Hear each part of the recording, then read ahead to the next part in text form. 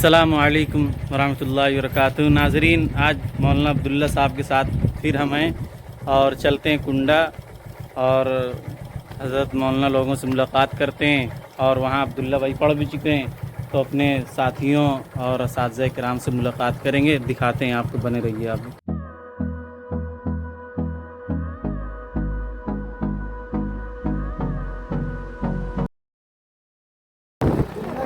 अब ये लखनऊ वाली रोड आ चुकी है, लखनऊ से इलाहाबाद। हम लोग कुंडा की तरफ निकल चुके हैं और अभी आपको दिखाते हैं ना आनिपुर के आखिरी हिस्सा आप देख सकते हैं। जल्द ही पहुँचना है कि जब ज़ोहर की नमाज कुंडा मदरसे में पढ़नी है।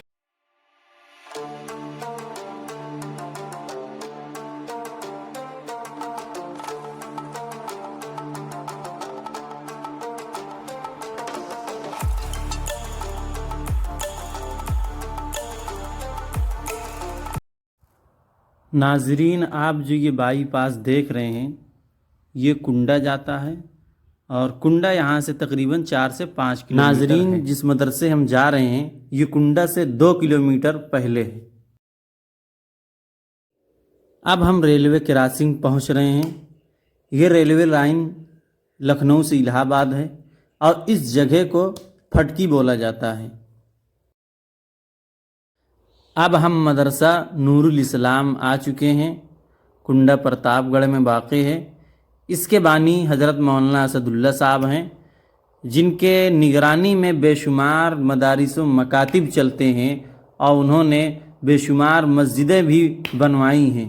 जैसे ही गेट से दाखिल हो, मस्जिद सामने नज़र आती है। ये मस्जिद का अंदरूनी हिस्सा है।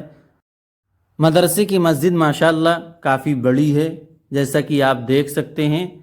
और एक चीज़ आपको अंदाज़ा हो रहा होगा मस्जिद देखते हुए कि इस मस्जिद में दीगर मसाजिद की तरह बज़ाहिर खूबसूरती नहीं है।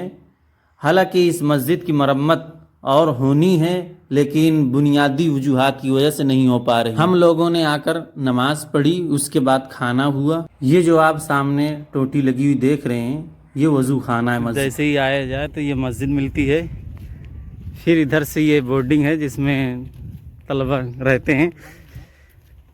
पहले बारिश में बहुत दिक्कत हुआ करती थी। ये छोटा सा ऐसे रास्ता है जाने के लिए, लेकिन ये बारिश में ये सब बूढ़ जाता था। लेकिन अब माशाअल्लाह इस पर भी काम हुआ है, तो ये पुल बनाया गया है। अभी हम करीब से पुल को दिखाते हैं।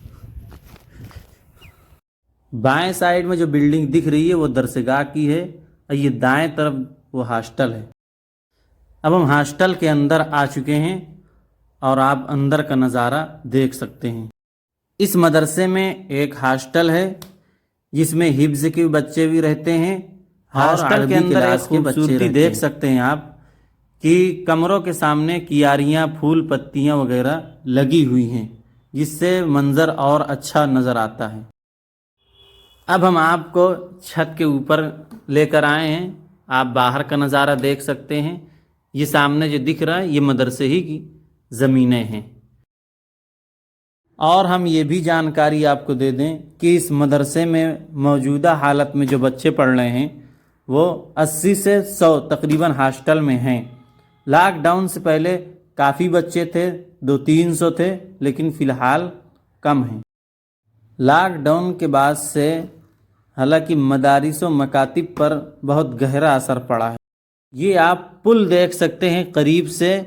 ये हॉस्टल से सीधा मस्जिद की तरफ रोड गई है। मोहतरम नाजरीन, जो आप इस तालिब इल्म को हमारे साथ देख रहे हैं, ये तालिब इल्म हमारे मामू के लड़के हैं, हमारे गांव के हैं और ये दर्जे खामसा में पढ़ते हैं, जिसको अपनी ज़बान में कहेंगे 10वीं क्लास में।